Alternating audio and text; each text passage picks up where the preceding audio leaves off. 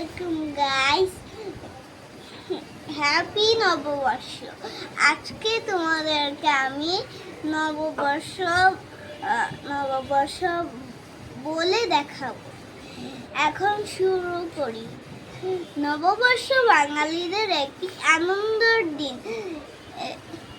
বাংলা বছরের প্রথম দিনকে পহেলা বৈশাখ বলা হয়।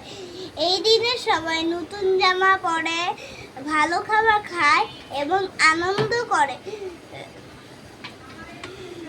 অনেক জায়গায় মেলা বসে, আমরা মেলায় যাই, নানা রকম জিনিস কিনি, যেমন বাঁশের বাঁশি, মাটির পুতুল, তালের পাখা, মুড়ি মুড়কি ইত্যাদি। স্কুল কলেজ নববর্ষের অনুষ্ঠান হয়।